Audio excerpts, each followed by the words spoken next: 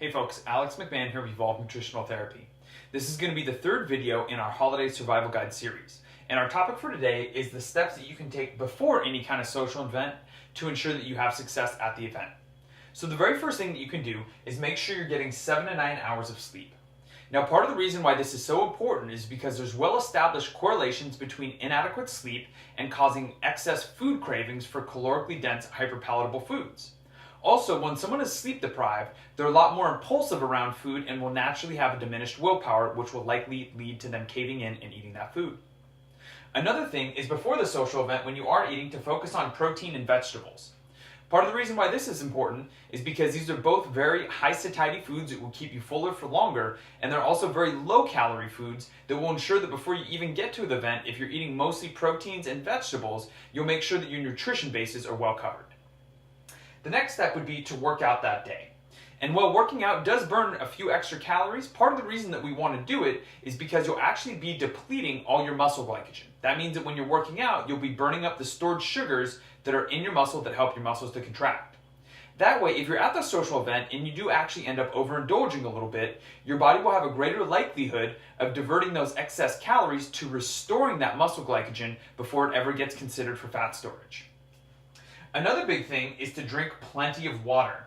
Now, there's a ton of people that are actually walking around that aren't really hungry. They're mistaking a high-grade thirst for a low-grade hunger.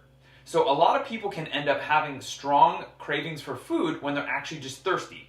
So to make sure that this person isn't you, make sure that that day and every day before that, you're trying to hydrate really well to make sure that you're not mistaking hunger for thirst. The next most important thing is to not show up to the event hungry. Now, this seems simple. However, if you show up to a social event ravenous and extremely hungry, your likelihood of kind of going off your plan and eating a lot of foods that you want to try to avoid is going to be much greater. So before you go to the event, I'm not saying eat an entire meal so you show up and you're not hungry at all. Just maybe have a little snack that's based around protein and vegetables before you show up. So the next biggest thing is to bring food to share at the event.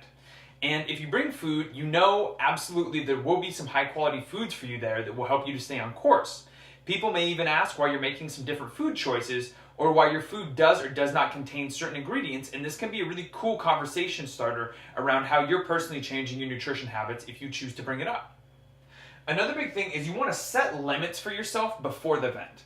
Part of the reason why this is so important to set the limits before the event is because it's a lot easier to engage in moral licensing and to drink or eat a lot more than you normally would at the event, and if you're already in the social mood and you've had a few drinks.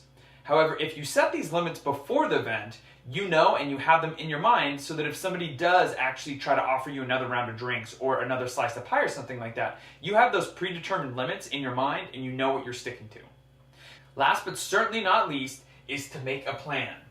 From this video, go ahead and pick some of these strategies and turn them into a small plan that you're going to follow before the social event to ensure that you're going to have success at the social event.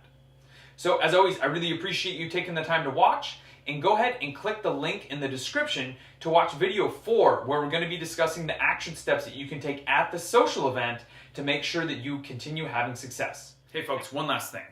I'm offering a free 30-minute nutrition phone strategy session.